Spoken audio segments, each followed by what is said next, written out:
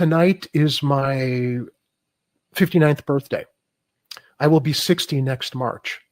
So I plan to video journal my progress with my implantation from now through next year, even though the clinical study will go longer, so that we can see how my life has improved, how it can improve the lives of other amputees, hoping that the clinical trial will get the FDA off its butt to offer this particular procedure for those that have shorter limbs, and just, I don't know, share and inspire and share the innovation, because I'm really excited to be the first in this study doing this. And my surgery is this coming Friday. So next Saturday at this time, I will be in a hospital room recovering, and I'm not going to be able to wear a prosthetic limb for 3 months, because what they want to happen is the bone to grow around the implant, strengthen, give it 3 months healing time, at which point I will then be working with physical therapists with a new prosthetic limb that's attached to the implant to safely bear weight on the implant as it's now anchored into my bone. 1 year later.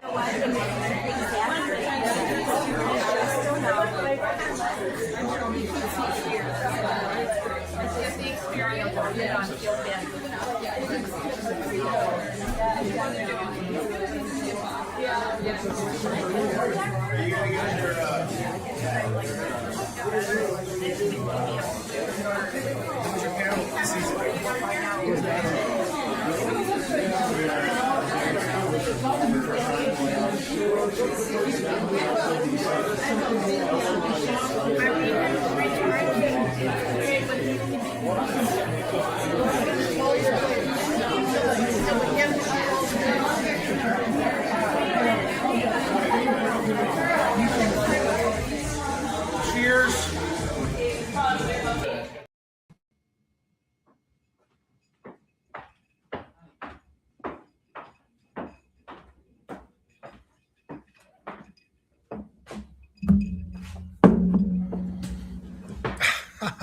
Cheers, everyone, indeed. Welcome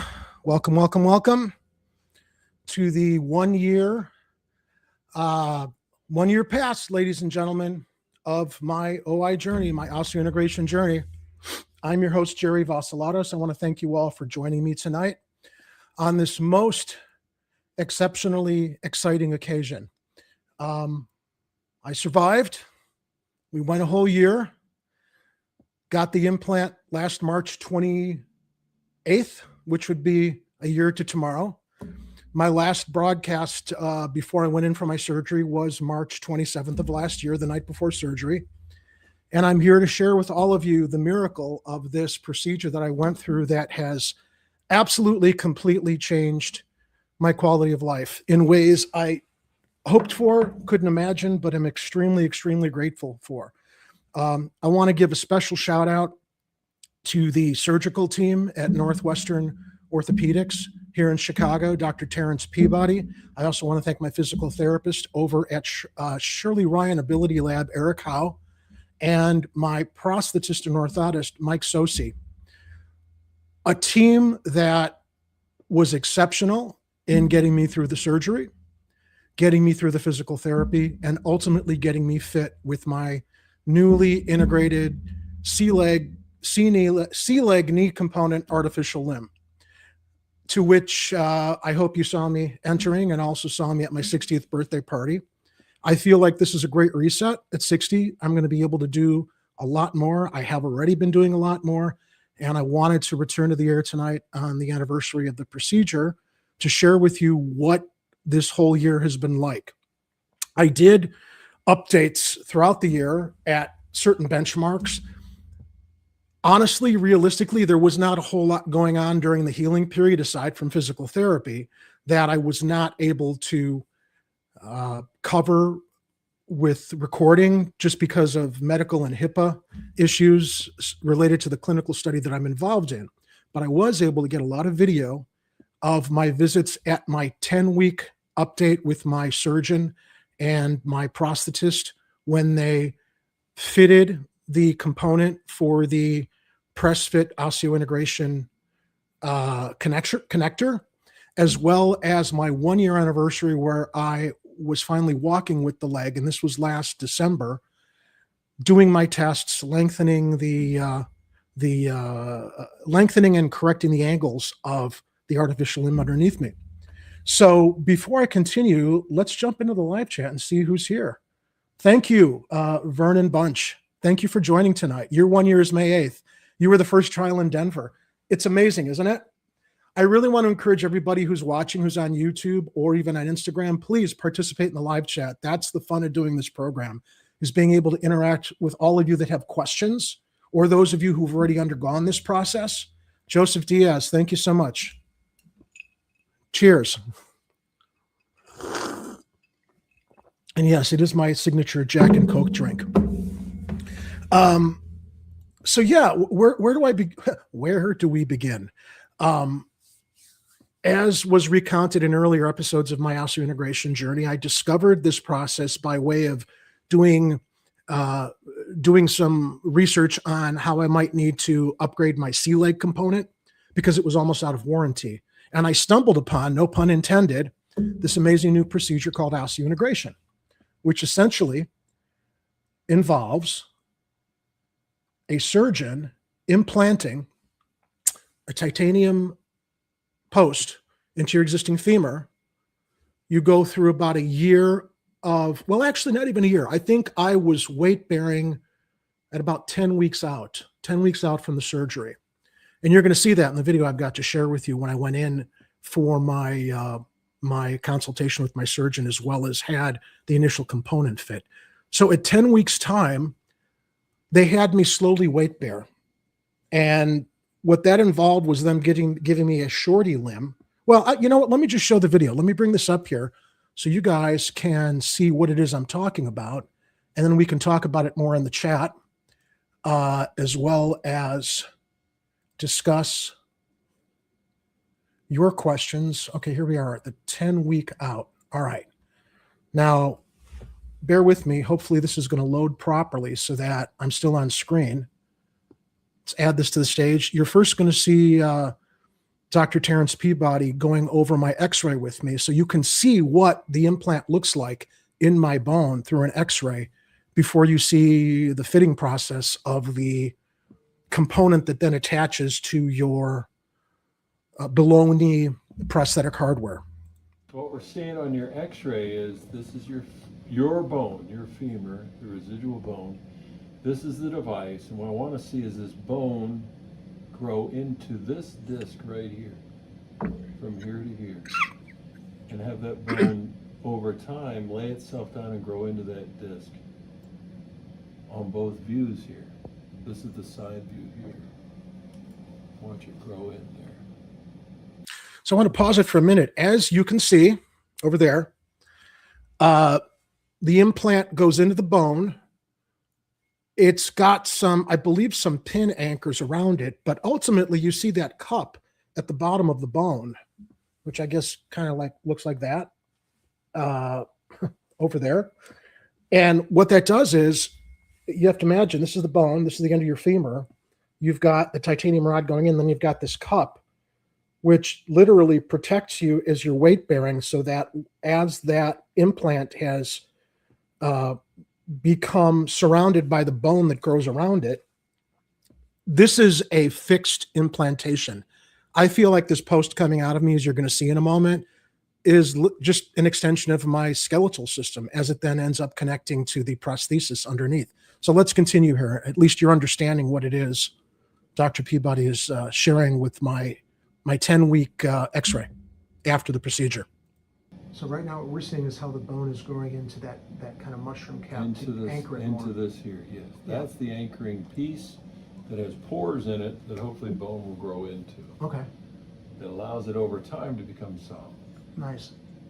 The outer mushroom, this cap, is actually for soft tissues to grow into, which is what we spend a lot of time sewing down to. Try to limit how much mobility there is in the soft tissues there, which causes a lot of fluid buildup and things if we don't really suspend that down. Thanks, Ed. Will that fluid buildup eventually kind of It'll continue to taper. It'll continue? Down. Yes, sir. It'll continue to taper. But that's where it's coming from when we talk about It's coming from the soft tissues. Okay, I see. Yeah. Neat. It's amazing. Yeah, no, it looks great. And no cracks, no fractures, everything was solid there. That is how the hardware goes up into the femur, as you saw a moment ago. Let me just take it back a moment. I'll still frame it. So that's essentially a cross-section of what they implanted in me. And you'll see that stub that comes out that then connects to the lower components that, as you'll see as we go on, connects to the artificial limb that I walk on, my sea leg. The little cupola that you see in the cap there are basically what I put on when I'm not wearing the artificial limb, just to protect my residual limb. So let's proceed.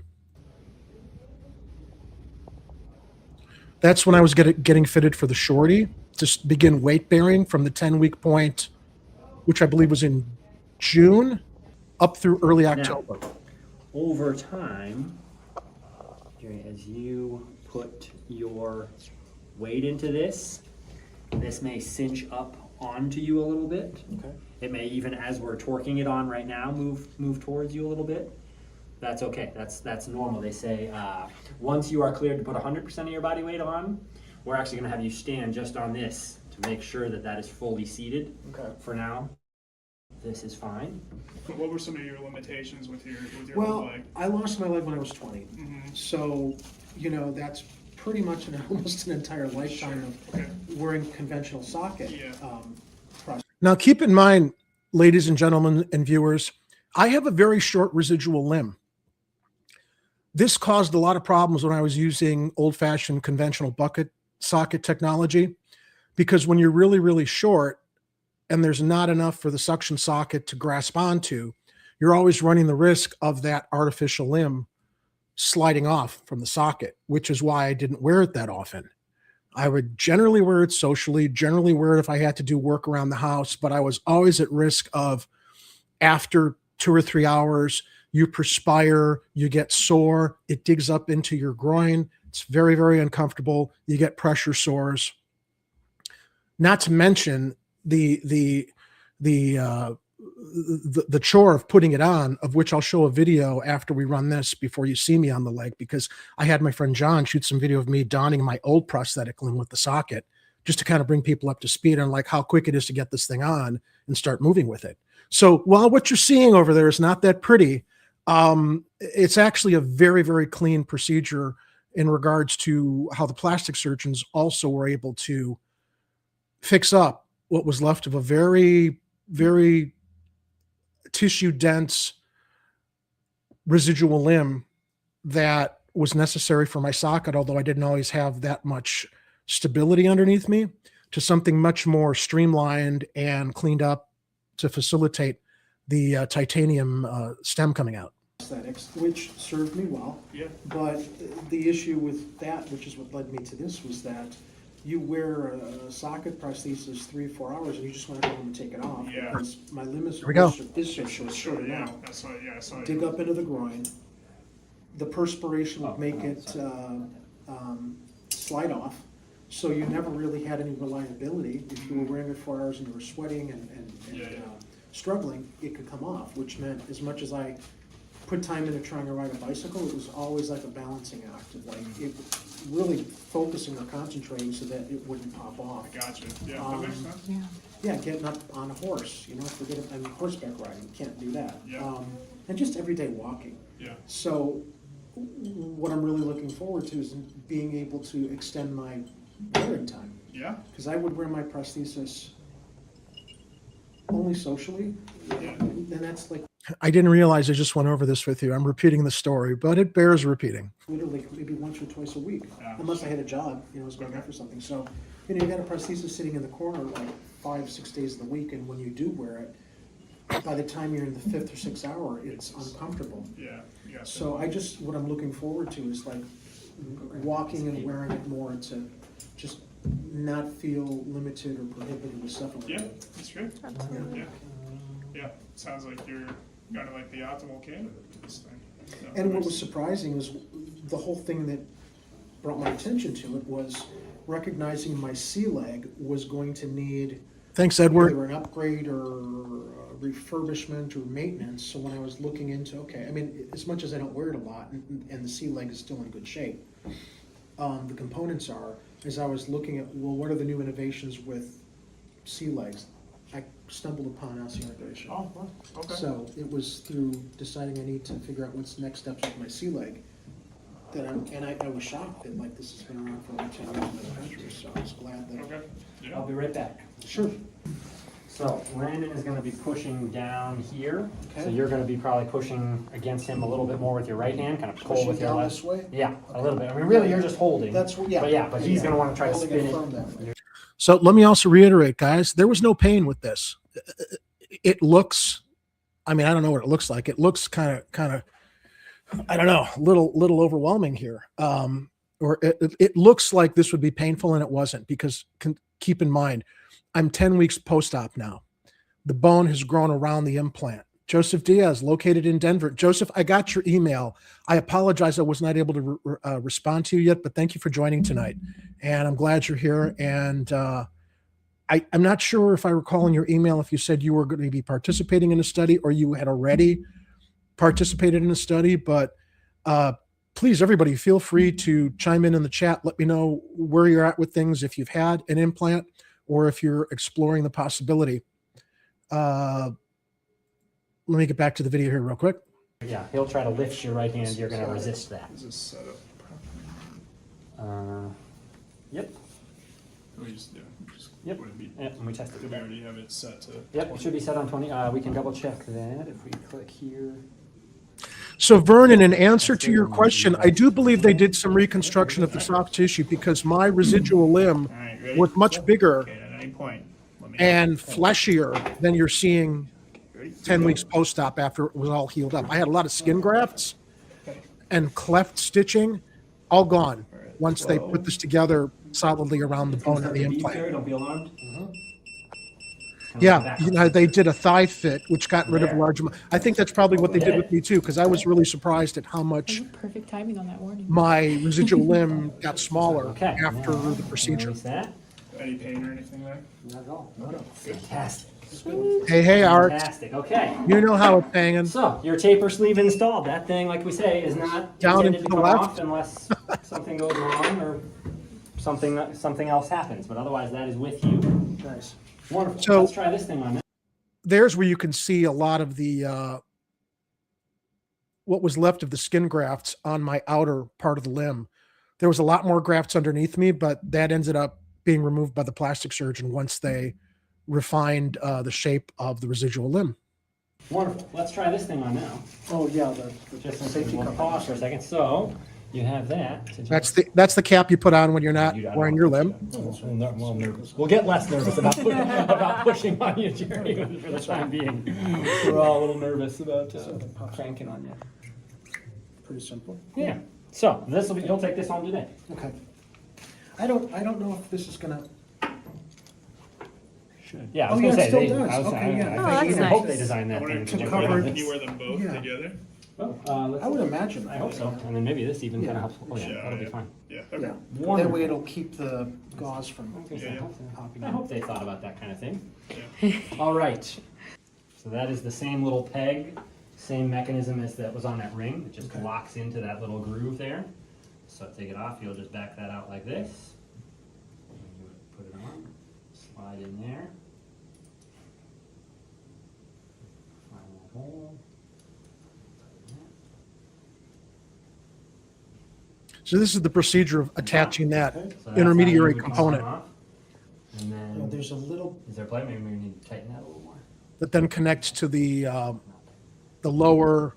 Jerry, I'm curious, how do See, you like, feel the component. weight of that? not too much, no. Good, No. good. Yeah, wonderful. Yeah, take a picture of that. Yeah, this metal, it's amazing how lightweight all this is. Yeah. Because I asked Dr. Peabody when I had one of my first visits, because I was, monitoring my weight, how much does this weigh, so I know like what to deduct from my body. It's like a pound and a half or something. It's like, it's pretty incredible.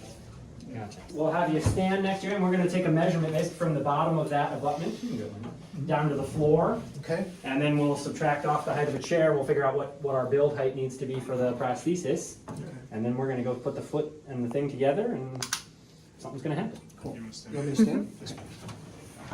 See how this kind of looks when you're standing.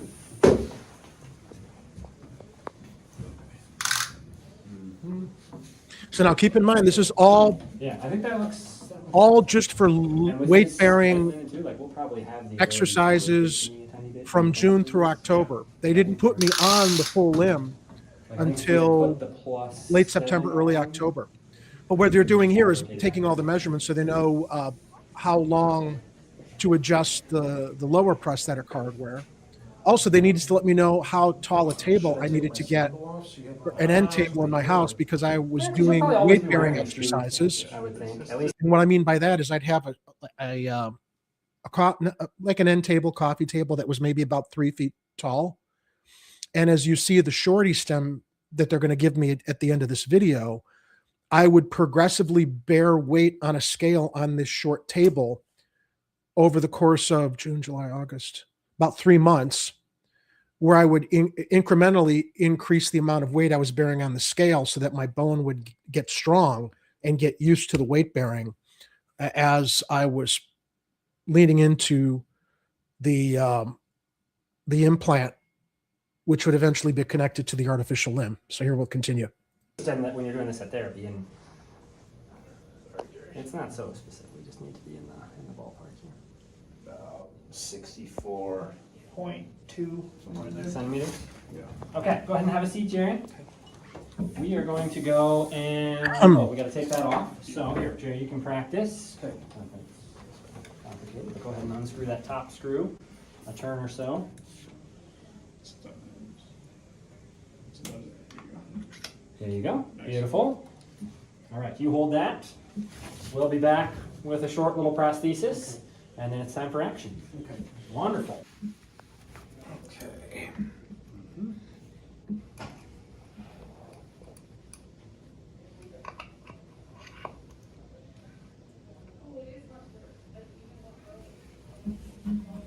Okay, you got that on. Great. Document here.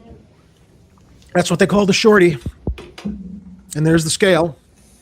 They gave me one to As take you're home. Ready? Just slowly start to let yourself in. These bars move, so if you want or need us to move those bars to make you more comfortable. This is the procedure all OI patients will go through post-op. Again, kind of continuous pain updates, Jerry. So It's going to 16 pounds.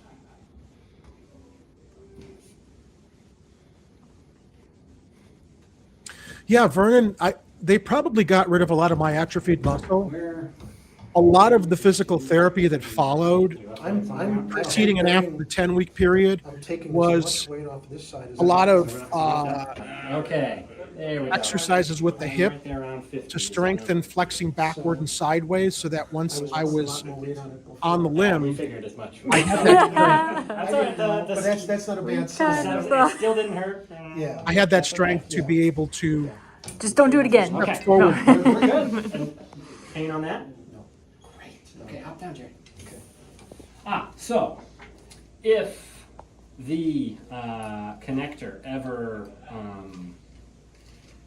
breaks loose, would be which it never has, flukish. I haven't had This any thing, incident until you're actually falling walking around with it, but or the it emergency could happen. release activating. It would bend, and so you would notice that the top portion is just not pointing straight forwards anymore, square with the rest of it.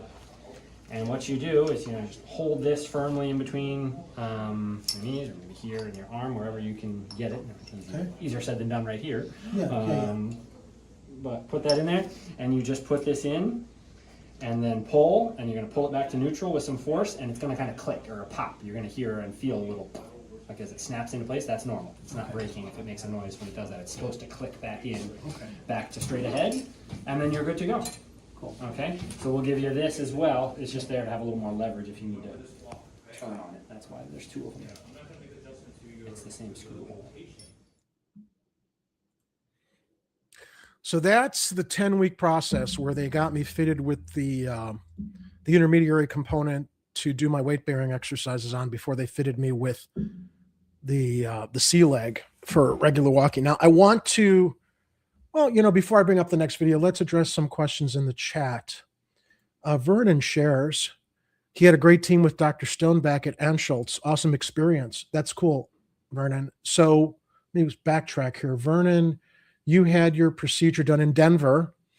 Vernon, were you part of a clinical trial, or did you just opt into finding a surgeon to offer this innovation to you? Thank you, Art. Tell Armando I said hello. So, okay, so Vernon says he actually lives in Arkansas and traveled to Aurora for the surgery.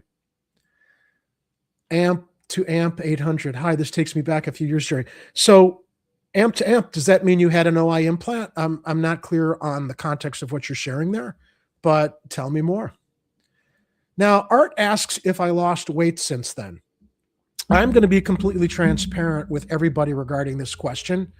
3 or 4 years ago, before I even stumbled into this innovation, no pun intended, I was talking with my general practitioner regarding my weight because I had high cholesterol, extremely high blood pressure, and none of the medications that I was using were helping. This was because I was stuck in a sedentary lifestyle. I ballooned up to 238, 240 pounds. That's without my leg on, my older leg, which was cause for a lot of depression, especially given the fact I was focusing on my nutrition. I was focusing on my meal intake. I was working out, and nothing seemed to work because I could not get my cardio going effectively to burn calories. So after all of those efforts with nutritional meal plans and working out, my cousin mentioned to me he discovered he'd lost weight with some medication that was antidepressive. So I asked my doctor about this antidepressant, because I was depressed over the fact I could not lose weight and everything just seemed to be at a gridlock. And he said, well, as far as that antidepressant goes, I don't know if I would prescribe that, but I want to prescribe this other antidepressant for you, which I'd been on before, which actually caused weight gain. And I said, Doc, I don't want to go on that other antidepressant because I know it's going to add weight. He said, well, do you want to deal with your depression or are you worried about your weight? I said, I'm depressed because I can't lose weight. I don't want to add to it. So we didn't go with any antidepressant therapies, but this was around the time that everybody knows Ozempic came on the scene. So he prescribed Ozempic for me, of which I could not get a prescription at all because it was so much in demand and it was insanely expensive. I'm on Medicare, and Medicare doesn't cover weight loss medications because they consider it a vanity drug. When the truth is, if you lose weight, you're going to be healthier, you're going to be more active. It's not eat what you want, lose weight, and be a slob. It actually helps people that have had issues in their lives with sedentary lifestyles. So couldn't get the Ozempic. He pivoted and prescribed Zepbound for me, which is not a semaglutide, it's a tirzepatide. So I went on Zepbound for about a year preceding my surgery, discovering the procedure, realizing my weight loss through the Zepbound was going to very well prepare me for the osseointegration surgery, because the less weight you have, the better you're going to be able to deal with your mobility. And I told the doctor that. I told Dr. Peabody that when I was consulting with him, that I had been on the Zepbound, I was losing weight. Now, here's the other miracle people don't tell you about, ladies and gentlemen. I do not consider these weight loss drugs vanity drugs, because here's what happened after a year of being on Zepbound. My blood pressure went to normal and my high cholesterol disappeared. No joke. I'm not on any more high cholesterol medication, no more statins, no more high blood pressure medication, because the weight loss contributed to my heart health, which you would think insurance companies would realize, well, geez, maybe we should cover this insanely expensive medication because it's going to give people better health in the long run. But welcome to the American healthcare system. Anyway, I did lose the weight on Zepbound, which got me into a better position once I did the OI surgery. Now, keep in mind too, when I did the OI surgery, and improved my mobility afterwards. I'm still on the medication. I've been off it a couple times, haven't seen any substantial weight gain, but I've got energy and I'm doing things I couldn't do before, which also contributes to your cardio levels, so that the more active you are, you're keeping the weight off. So I would share that I do believe weight loss medications, when used to deal with sedentary lifestyles that are very difficult to deal with if you're disabled, especially if you're an amputee, will put you in a better position. So if you do get the OI surgery, you're going to be much lighter. And the doctor said, even though I was at 240 at one point, I was told that I think the max out for osseointegration implants is like 250 or 280, which of course, I'm glad I was never close to that. But the fact that I was losing weight, I believe by the time I went in for my procedure, I was at 205. And now I fluctuate between 205 and 210. So weight is, I don't want to say it's a crucial component, but it's an important component to consider. Getting your weight under control, trying to lose some weight. And if you do need the assistance of weight loss medications, it certainly can't hurt, since sedentary lifestyles or working with conventional socket technology make it very, very difficult to be active. Now, pros and cons of this procedure. I'm at 95% activity levels. Before this, I was probably at about 50 to 60%. The only thing I can't do is run. It sucks, but I feel like it's a fair trade-off right now, since I can do everything else and I don't have to worry about my limb popping off because I'm more active and because I'm more mobile. And by the way, guys, I've literally been able to get rid of my cane. I've lived 35 years plus walking with a cane because of my limp. And the stronger I've gotten, I've been able to forego using my cane. No cane, no pain. The cane helped alleviate pressure from the socket pressing up into me. That's not there anymore. But the fact that I now have a stronger residual limb with my osseointegrated implant, I don't need the cane. Now, I do go out in public. When I'm in public, I do take my cane, basically not to rely on, but to have as a safety backup in case something happens. But generally, when I'm out places, I'm not walking around with the cane. My friend Art, who's in the live chat, can attest to that. At my 60th birthday this past weekend, I was walking around the bar without my cane at the party. I didn't need it. Kept my hands free to deal with setting things up, getting around, just making things much easier. So let's go to the live chat and see what else other people have shared. Joseph shares, Vernon, I was scheduled to meet with them, but insurance now. Okay, so Joseph, you know what? Go back to my channel, My OI Journey on YouTube. I had an entire episode regarding medical insurance coding with another patient named Dale, who was dealing with the same issues of insurance. They presented some workarounds, and as I do another episode in the future, I'm going to invite Dale back to the program to see what breakthroughs he's had, because they were dealing with all kinds of medical insurance coding issues that they shouldn't have had to deal with. But unfortunately, that's the best healthcare system in the world, America. Also, I want to impress upon people, did you all know that this procedure has been available for 10 years, over 10 years in other countries? Australia, the EU, New Zealand. My suspicions regarding the reason it hasn't come over here sooner, and keep in mind, I'm part of an FDA, Federal Drug Administration clinical trial to approve this procedure for more availability to limb loss survivor patients. My suspicion, sorry, call me cynical, is that when you've had an entire industry based on the older socket technologies, there's all, you get your residual limb cast and plaster, then they make the socket for you. Then you got to eventually, if you deal with weight gain, you've got to replace the socket.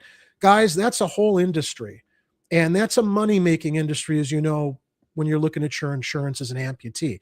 Now, I'm not saying it's a calculated effort to keep an innovative technology away from limb loss survivors, but I'm going to say this too. I think the more and more that osseointegration has been implemented with our veterans for whom a lot of this research in prosthetic innovation has been geared towards, as it rightly should be. Our soldiers are patriots. They've sacrificed. They've lost limbs. They do deserve to have the best technology available to continue a high quality of life. But here's what I don't know if many people realize this.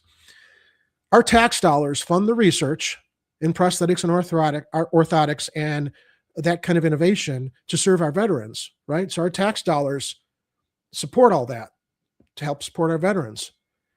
After that technology is used to improve the lives of veterans, it's introduced to the consumer marketplace, where all of these private prosthetic companies charge you an arm along with your leg if you don't have good insurance or if you don't have the right insurance coverage, to take advantage of the innovation that will literally improve your life, change your life, make you more functional, boost your confidence, and give you the tools to resume to a more normal routine by which you're going to work. You might even be able to get off disability. You might not have to rely on your disability as much as the Medicare component of disability is very, very important, because as a Medicare recipient myself, an advocate, I can't tell you how well Medicare works. As I'm looking at some comments in the chat here regarding insurance, I have never had a circumstance or situation where my Medicare did not cover a prosthetic expense. And I haven't been receiving cheap second market or second tier quality prosthetic equipment throughout my lifetime. I've been getting sea legs. I've been getting, every time that there's been an advancement or step forward, no pun intended, with prosthetic technology, Medicare's covered it. And it shocks me to hear people who are on really expensive insurance plans, forgive my language, these motherfuckers deny you when they shouldn't. We could have a whole other conversation about the importance and the necessity of a Medicare for all system. And if not that, at least a public option whereby if you want to pay into Medicare instead of fighting with your private insurance companies, you have the option to buy into a Medicare plan. Because I'll tell you, everybody, it shouldn't be disabled people, senior citizens, and veterans that are the only recipients of Medicare. When you realize Medicare helps keep the market reasonable with costs and expenses, you understand that it's a system that should be offered to everybody, even if it's just by choice. Because when you have insurance companies charging you large premiums and they still have all that fine print denying you on your claims, it's obscene, and it can't be tolerated anymore. So, getting back to Joseph's comment on the insurance, Joseph, go back into my channel and find the conversation that I had with Dale regarding insurance coding. There might be some tips there, and I'm going to see if I can get Dale back on the program to see what his progress has been since we were discussing those challenges. So Vernon shares from a previous question, he is the first in the clinical trial for the Denver team. Now, interestingly enough, here in Chicago, they needed 10 candidates for this clinical trial at Northwestern. I was the first. To my knowledge, last time I talked to Dr. Peabody, nobody else has stepped up. No pun intended. Sorry with the step puns. That's why I'm trying to use this channel and use some educational communication to people. If you're a limb loss survivor, I'm living proof it works. If you're in Chicago, go talk to Northwestern Orthopedics. Look up Dr. Peabody. Whatever city you're in, check what hospital might be offering this procedure, whether it's a clinical trial or whether it's one of the already existing implementations that has gotten FDA approval. I can't emphasize enough how this procedure is going to completely change the game for you as far as recovering mobility you've lost for whatever amount of time you've had to suffer with limb loss. Going back to the chat. So Vernon says he's got the same implant as mine. That's a compress. So Vernon, is it Balmoral Medical that's the clinical trial sponsor where you're at in Denver? Because that's the one here in Chicago with the compress fit that I received. Amp to amp. circling back to their comment, I don't know if this is a gentleman or a lady, but Amtamp. So yeah, 2013 in Nijmegen, Holland. I'm assuming that's when you got your implant. And it's now 2026 and we're still in clinical trials over here. Vernon shares, I dropped 40 pounds pre-op and my story sounds very similar. Mine was going to the gym and also Ozempic, semi-glutide for 3 months prior to change your habits. Yeah. Let me say also, when you're on a weight loss medication, the beauty of a weight loss medication is it does not encourage you to eat whatever you want and lose weight. I've literally lost my appetite in a good way. I don't have cravings. I think in American society, as we have eaten shit our whole lives with processed foods, we get into a routine of craving things that are bad for us. Once your appetite and your cravings start to disappear as a result of how weight loss medications interact with your body chemistry and your metabolism, I'm not craving eating all the time. And when I do, I'm generally thinking, yeah, let me eat something light or healthy. I will have an Ensure protein shake in the morning, sandwich in the afternoon, whether it's corned beef, roast beef, chicken. And at night, I will literally just snack on some cottage cheese. And I feel full for the day. It's amazing what these weight loss medications are able to do as far as rewiring your body chemistry so you don't have the cravings for the crap. Now, yeah, I indulge every once in a while when I go out to eat with my friends or when I go up to Wilmette to visit my parents and my mom cooks a delicious Greek meal. But generally, everyday patterns with your appetite with a weight loss medication, you're not going to have cravings that's going to put you in the mindset I can eat whatever I want and I'm going to lose the weight. That doesn't happen. It's, for me anyway, it's not a factor. I don't think that way. It hasn't affected me in that way. Let's see here. Vernon also says, I was at 230 and went to 190 at surgery and maintained now about 200. Very cool. Art shares, you should go on a walking trip to a different state and city. You know, Art, I got to tell you, since I've been walking now, I was very, let's say, active and adventurous in my late teens before I lost my leg at 20. And all I think about now is I need an adventure. I need an adventure. I want to get out there. My niece, Matina, shared with me that she wants to do skydiving, which is something I could never consider before because, like, out of the air, onto the ground, my leg could pop off. I told Matina, honey, when you go skydiving, you tell your Uncle Jerry because I will be right next to you and we'll do it together. Yes, Art actually took the video at the beginning of the program that I shared of me off my cane at my 60th birthday party, which, as I shared with my friends, was either, what did I say, the beginning of the end, or it's all downhill from here. It's not downhill now that I feel like I've regained an important part of my life, which is my mobility. If you could have an accessory for your bionic leg for convenience or utility, what would it be? Well, that precludes me taking it off. I can't take it off and attach something. And honestly, Ed, it's not quite bionic. It does have a microchip in the knee to help balance my stability and my weight bearing so that it doesn't buckle from underneath me when I take a step forward. I don't know. Here's what I would like, and I do think the possibility is there from talking with my prosthetist, Mike. They do have waterproof C-legs. Now, when I say C-leg, C means computer, which stands for the fact you have a microchip in your knee that you plug your leg in every night to charge your battery. So when you're walking, that microchip measures your gait or reflects your gait when it's programmed so that your leg does not buckle out from under you when you take a step forward. It locks the way a knee would, because I don't have my knee. So I can't control the function of my artificial knee, but the microchip in the knee that's been programmed by my prosthetist is able to control that with my gait movement patterns. So what I'd like to see, Ed, going back to your question, and I know it's available, so when I upgrade my C leg in the future, I'm going to get one that's waterproof so that I can go in the water. Now, here's another important consideration talking about water.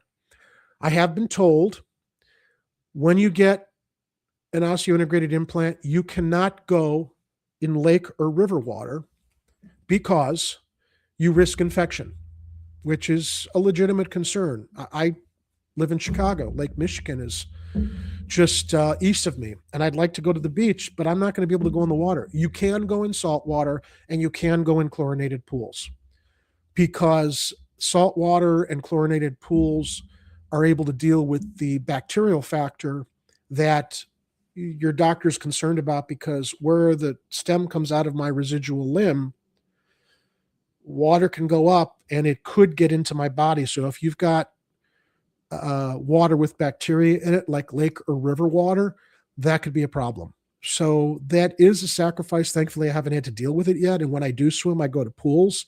I haven't had an opportunity to go to an ocean yet, but I know I'm going to be safer going into an ocean with salt water than take any risks in a lake or river. Art shares, by way, sad news about West Suburban Medical in Oak Park, closed due to mishandling of funds and billing issues. I had my colonoscopy there. Oh, I'm sorry to hear that, Ed. So Vernon, I'm on a sea leg. I'm on an older version of a sea leg. And because I didn't use my sea leg a lot is why I think I've had it now for about over 6 years, 6 or 7 years.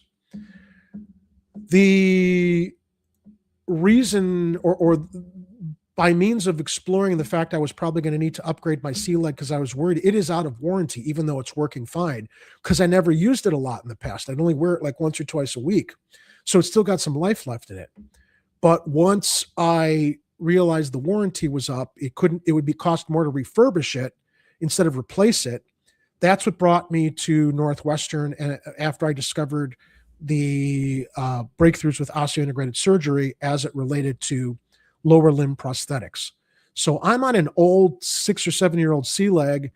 When this one finally ends up crapping out, I don't know that it's going to be anytime soon, but I am going to ask my prosthetist that we put in an upgrade to a waterproof one. So at the very least, I can go in ocean water or stand in a pool. Joseph, thank you. It's a pleasure to share this. I've been on Facebook in all of the amputee groups. Half the amputee groups have accepted my postings to share my video series here. Others are moderated and they don't share the link. I guess they think it's spam.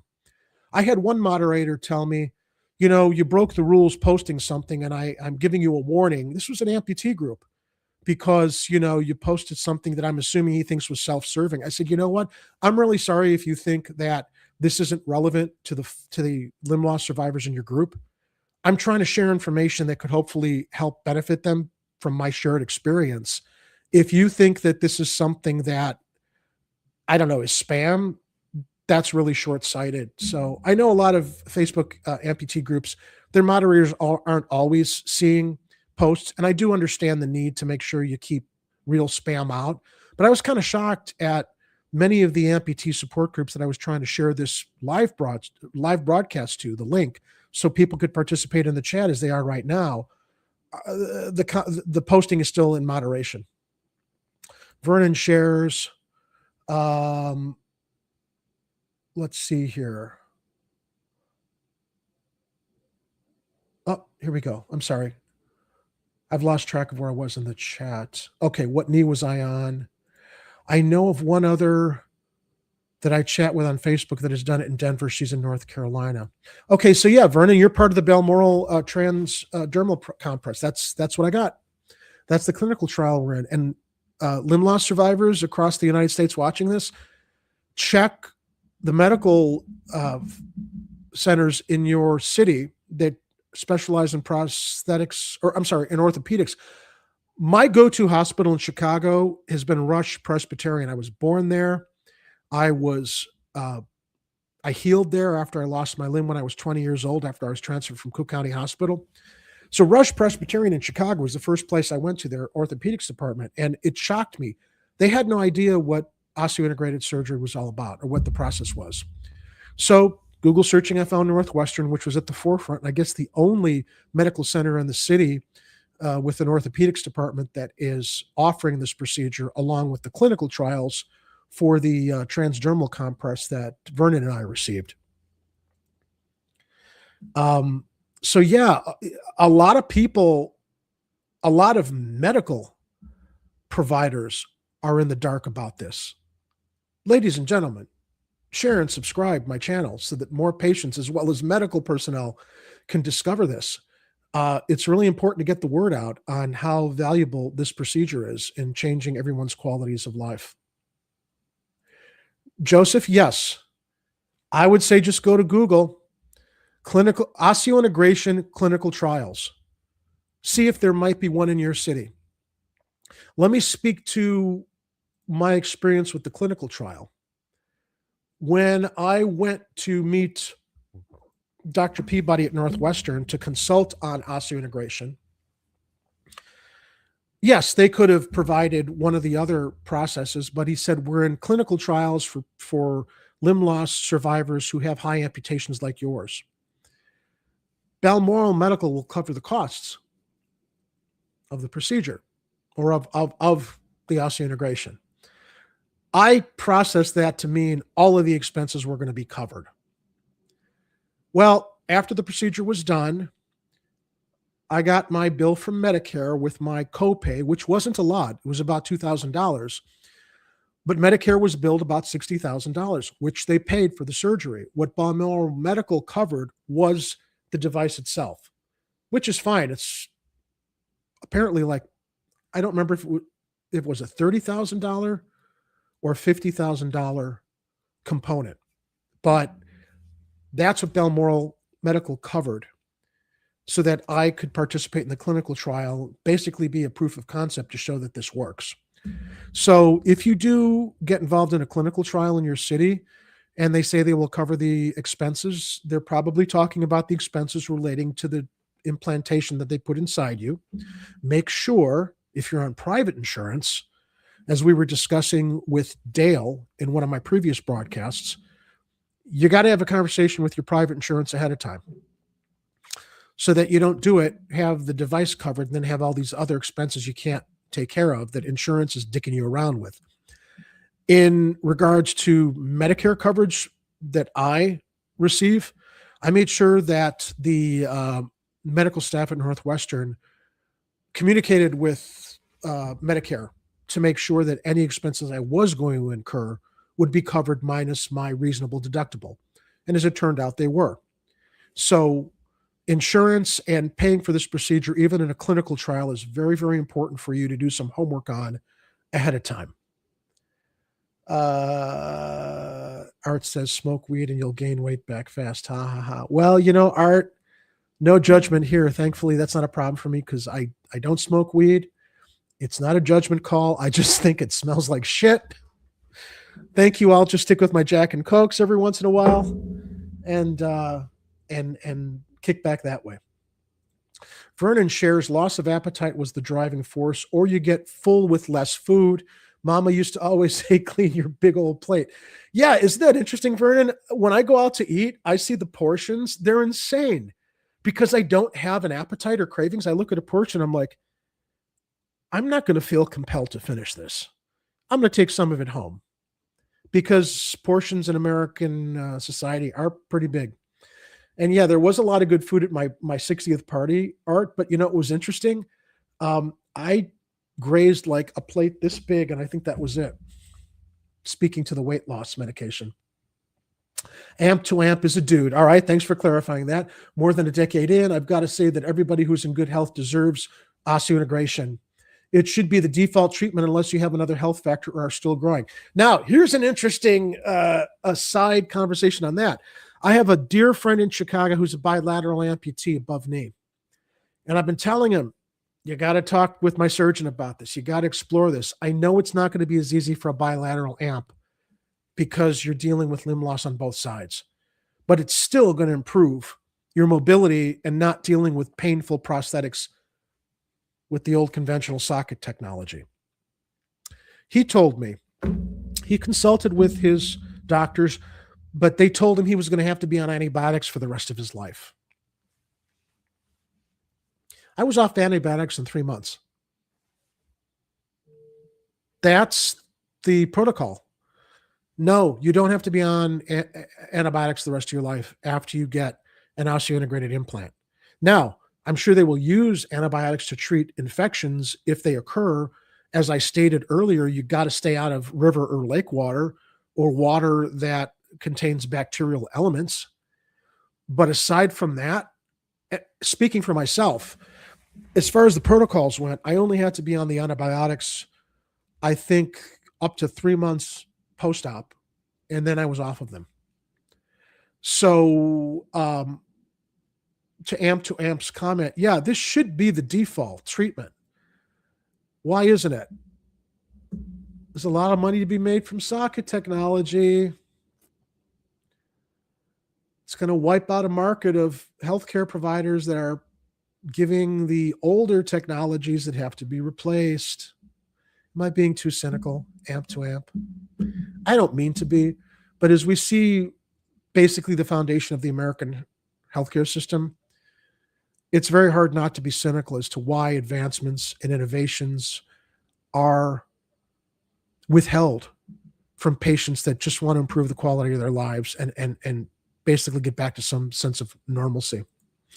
Vernon says most manufacturers won't rebuild over 5 years. Open that link and it will give all locations and contact info for each location's administrators. I'm not sure what link you shared, Vernon. I don't know if you shared it earlier in the chat, but if you didn't, please post it in the chat so that people have access to it. Amp to Amp shares, I'm above knee osseointegration. I have a Genium 3.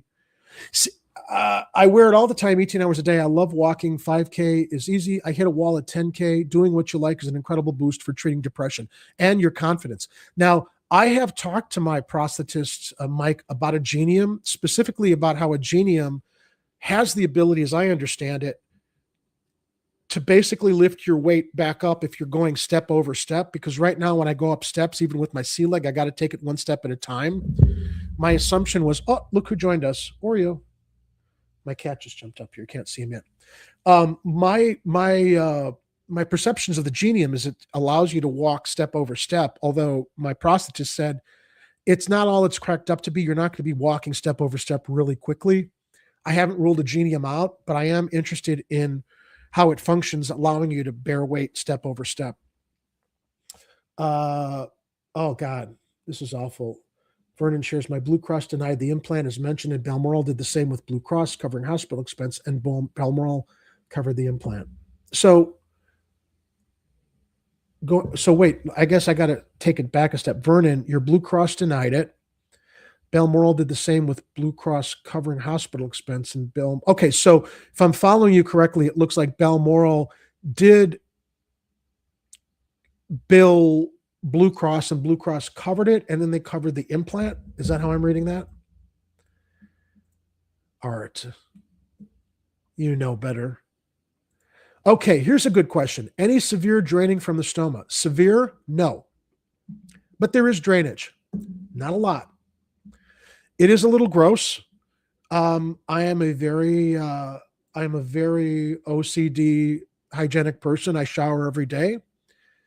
I'm in the shower. I do see there is a little bit of discharge around the stoma. How do I describe it? It's like if you've ever blown your nose and seen crusty mucus. You do have a little of that around the stoma if you're not showering every day or the day after you shower. When you wake up in the morning, after you sleep, take a shower every day. I do find a little bit of that very, very slight crusty discharge. Use the hot water, you rinse it, it's gone. Not a lot though, Joseph. It's not a lot. It's not as gross as I thought it was. Post-op, it was. I would have pads where the what do you call it? The stem comes out, and then you had that little cup. I would always put gauze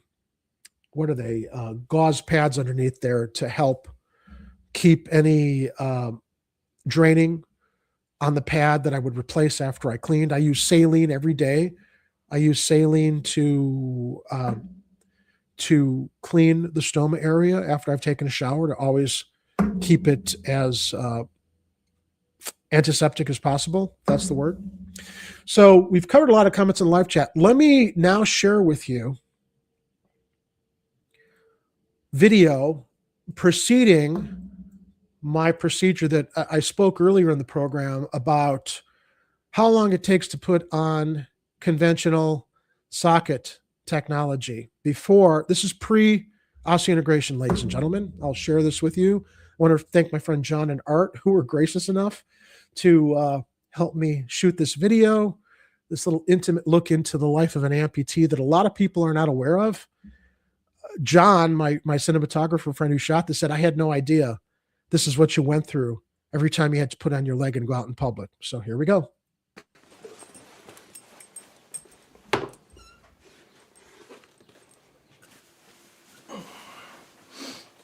The old way.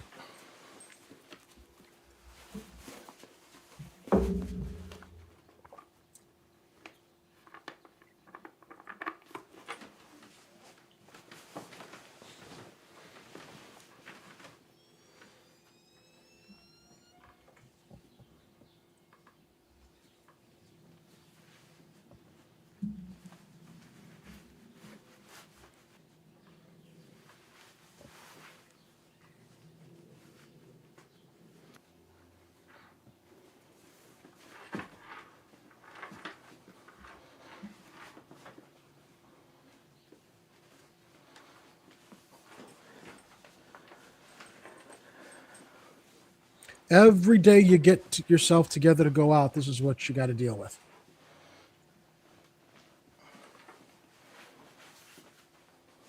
Looks like fun, doesn't it?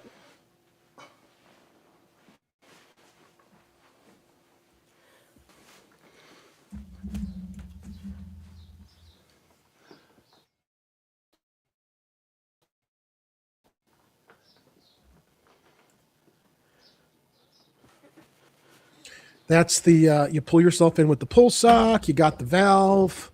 Basically what you're doing is you're setting up what is essentially a suction connection. You pull yourself in with the pull sock. It's technically an airtight seal. You twist the valve on. You've got a suction setup. But as you're walking throughout the day and you're perspiring and what have you, the suction is very, very easy to lose. So if your suction pops off and you're out and you don't have your pull sock and you got to push yourself back into your socket and you're misaligned, there's where your pain comes. There's where the pressure sores come. That's where it makes it very, very difficult to continue walking when you're relying on putting weight into your socket. Now, 1 year out, this is how fast my leg is on.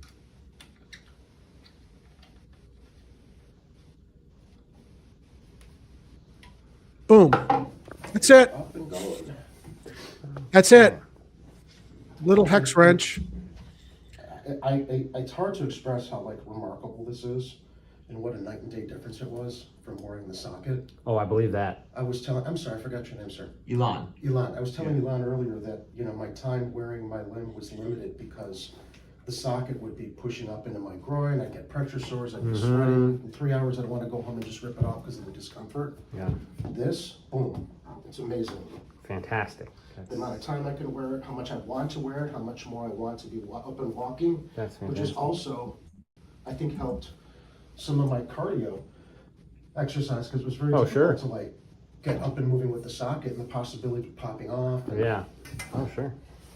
Okay, so Jerry, get your bearings and then just take some steps. It's going to feel a little different and then we'll start to optimize from there. But take a few steps just to kind of get used to that change in the foot. Oh yeah, I can feel a little bit of a bounce. Right, there's going to be some motion, hopefully.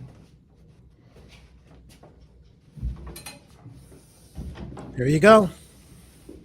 You know, No cane, no pain. Yeah. Used to. But can I walk farther in the hall? Yeah, oh yeah, yeah. We just a couple steps in the bars to make sure you're confident and comfortable, then get out in the hall so you get more than 2 steps. Okay. Now this was in September.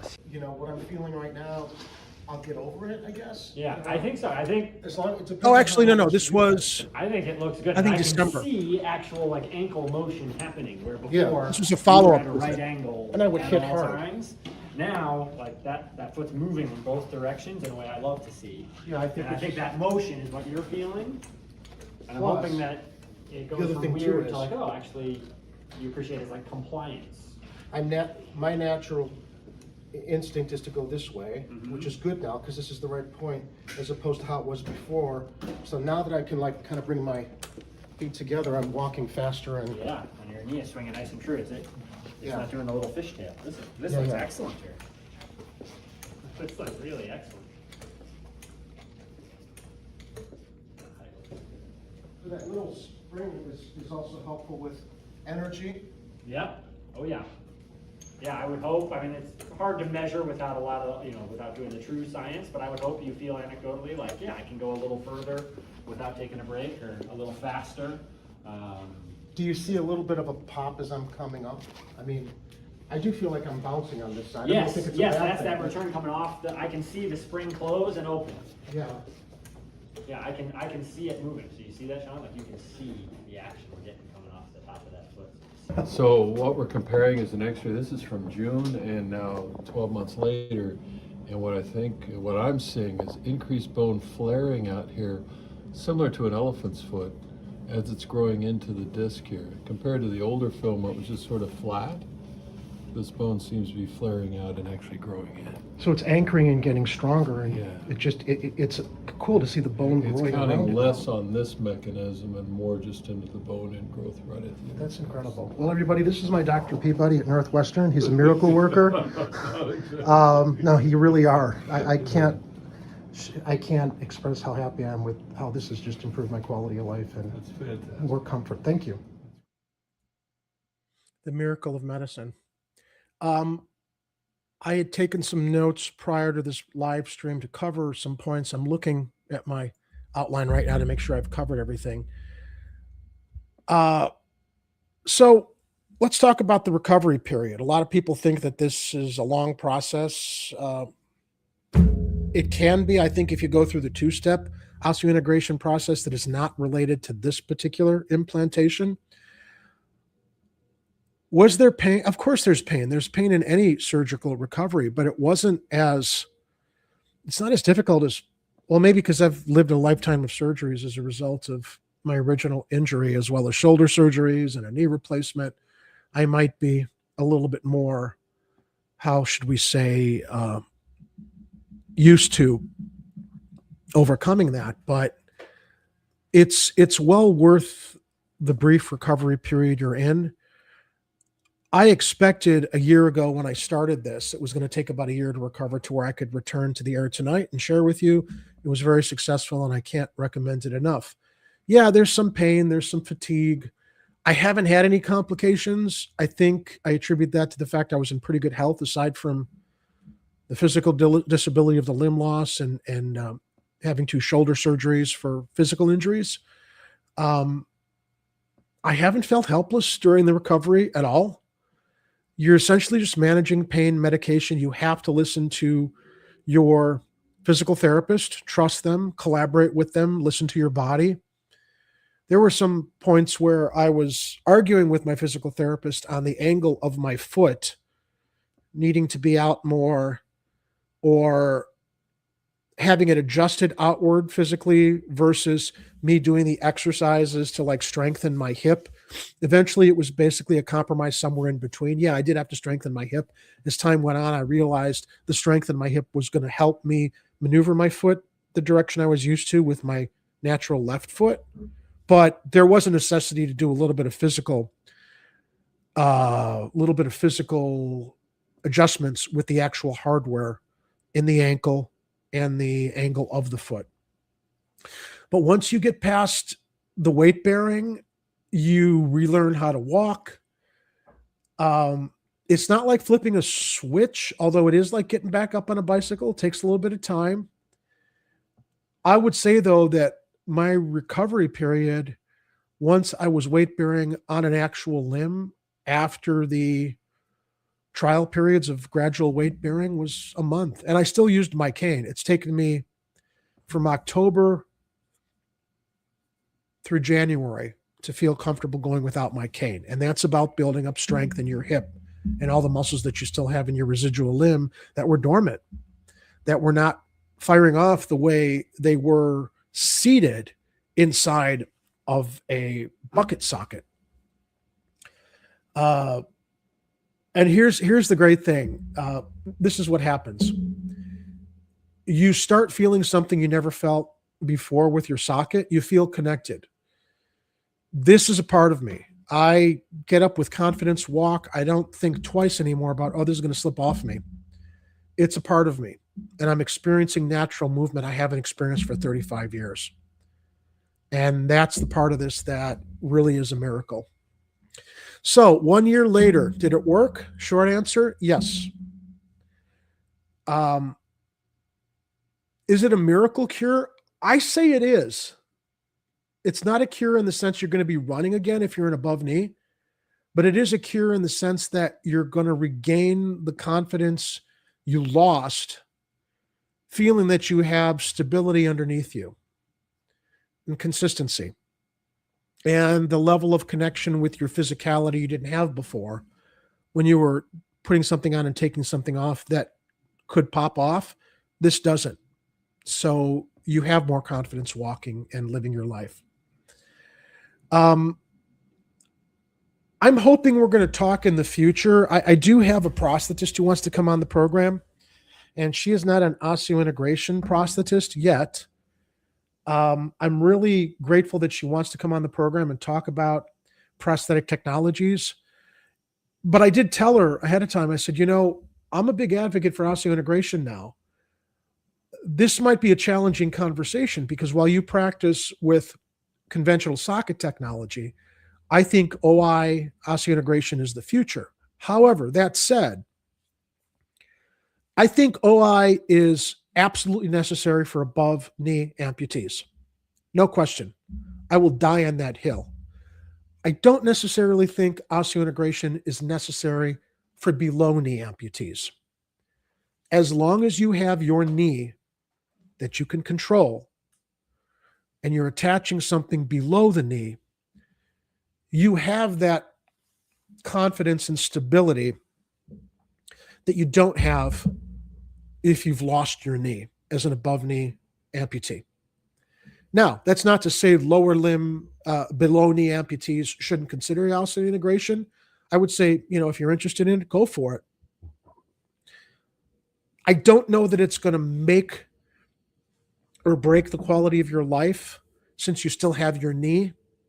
So if costs and affordability are an issue, I think you'll probably still be fine as a below knee amputee using conventional socket technology. But above knee, I can't emphasize enough. You got to look into it. You got to consult with a surgeon about it. So when I do have that prosthetist on the show, we will have a very robust conversation about that. And she knows I'm a big advocate for osseointegration, but I do think that there is a compromise between where conventional prosthetic technologies still function adequately and why others might need to embrace the innovation of an osseointegrated implant above the knee or with other upper extremities. I believe that osseointegration is also implemented with above limb loss survivors with your arms or underneath your elbows. So here's where I am with this channel now. I'm proof of concept. This works.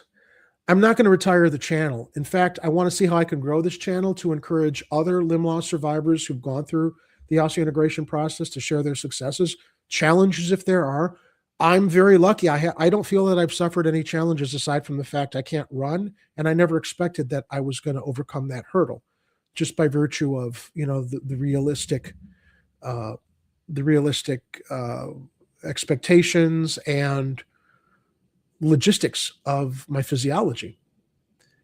But that being said, perhaps there are other limb loss survivors who've had osseointegration that have had challenges that I would invite to come on the program so we can expand this conversation in the future.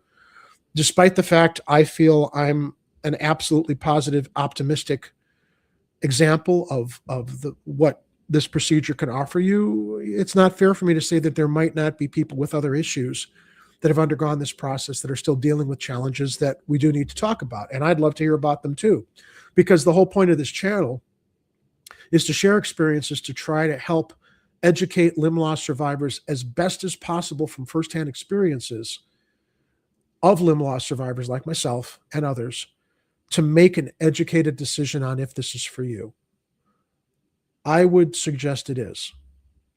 Is it for everybody? That's going to be up to you. All I can provide is my testimony to how it's changed my life, how I think it's going to continue to change my life, and what the real experience is like, given the fact that not a lot of people know about this process.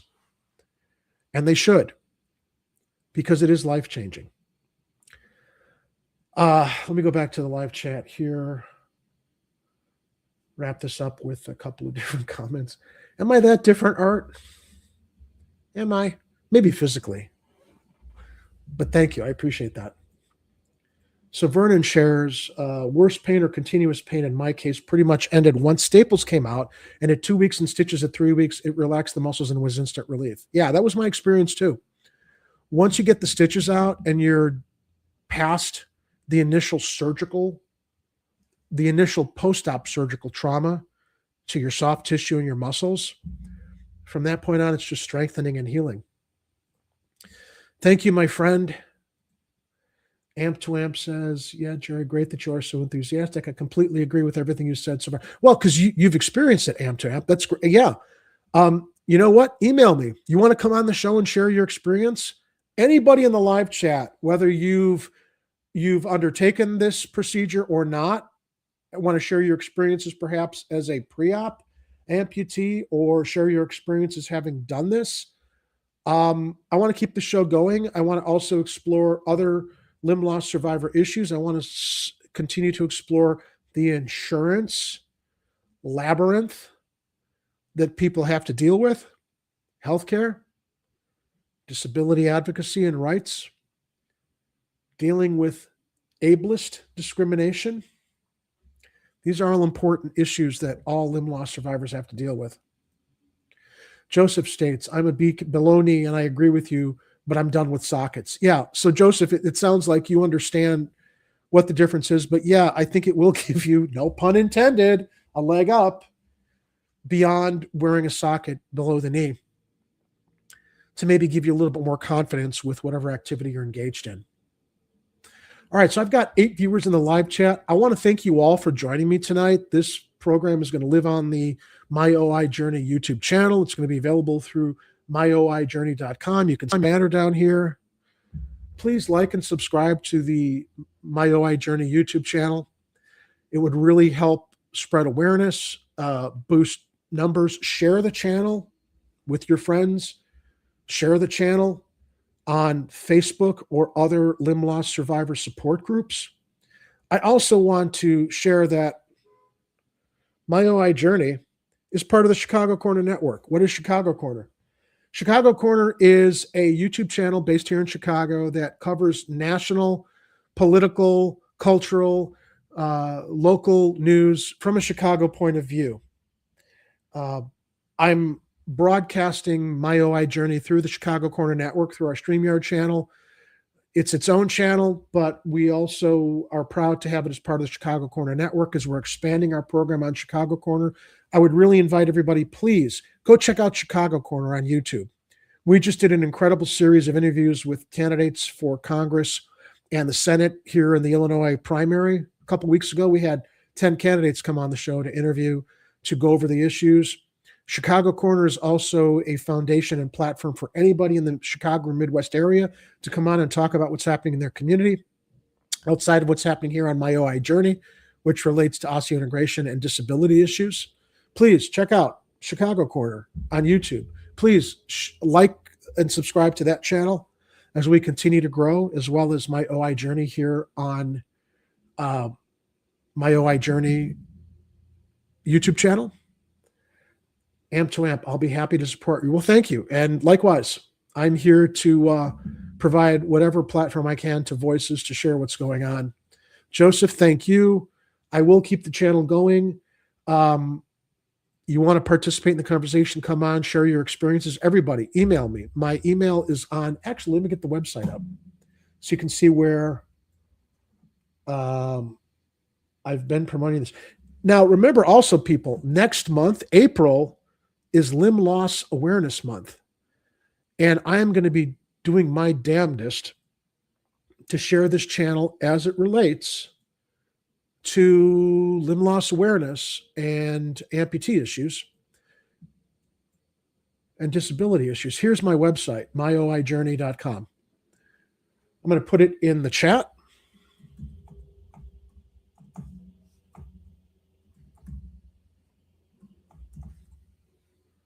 Did I spell it right? There you go. So it's in the chat. It's also on my banner down there. Bookmark it for updates with new videos coming out. You can email me through there. You can check out our Facebook, my Instagram, and my Twitter feeds. I also want to share with everybody a product that I designed and conceived with my father. It's the unofficial sponsor. Well, no, it is the official sponsor of my OI journey for when you're not wearing your limb and you want to go to the beach, or you want to have better stability if you're still using a cane or crutch. It's the SandPad LandPad Easy Walk Stabilizer. I designed it with my father, who's also an inventor. I'm very proud of it. We've got over 600 plus reviews on Amazon, although I am trying to wean people off of Amazon for the way that they treat their sellers and guide them to the easywalkpads.com website. But hey, if you need better stability with your canes or crutches, trying to get across sand and everywhere else, I think I've found the solution for your problem. Are you a cane or crutch user seeking greater support on the beach, golfing, gardening, or going up or down stairs? How about a tip that freestands both canes and crutches when not in use? Regular cane and crutch tips won't work on all surfaces. You've tried the rest, now get the best. Introducing the Easy Walk by SandPad Brands, the only cane and crutch pad providing stability on sand, grass, snow, mud, rocky terrain, as well as regular paved surfaces.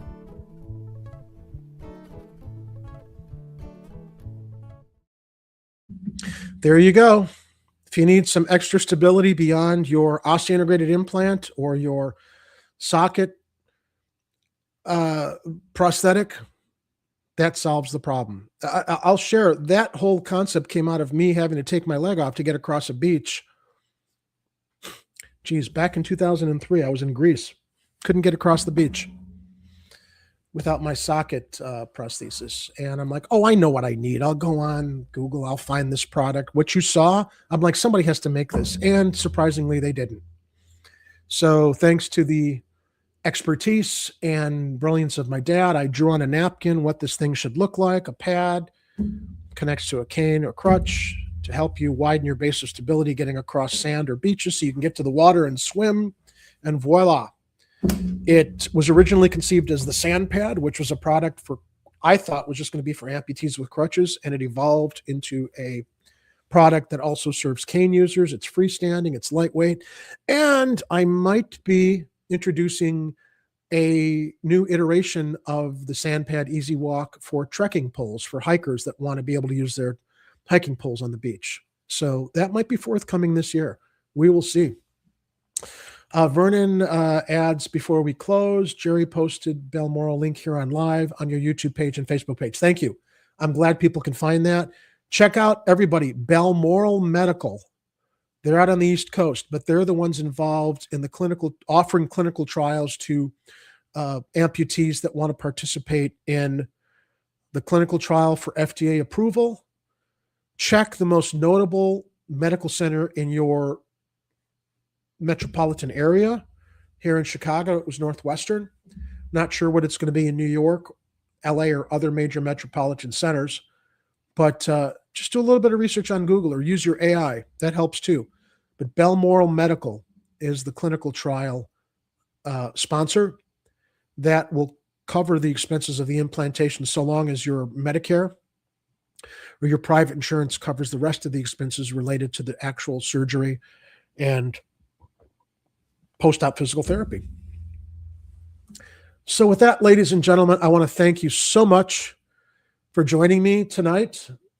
A year to the night before I went into the hospital under the knife and got my osseointegrated implant. It's been quite a journey. Again, I'm doing this program because I want people to understand what's involved, what the benefits are, what the risks are, what the rewards are.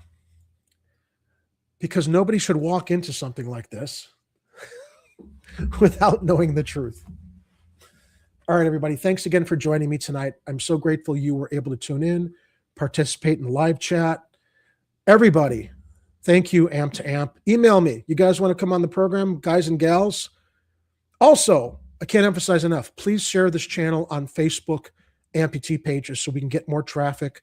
We can get more people to understand the benefits of osseointegration so it can improve their lives, as I am so grateful it has improved mine. With that, this is Jerry Vasilatos signing out. And once again, everybody, thanks for joining me on this leg of my journey. See you again soon. Not sure when the next broadcast is coming, but it'll be soon. Stay safe. Watch out for each other. Be vigilant, as I like to say on our Chicago Corner channel. And most importantly, be safe. Thanks, everybody.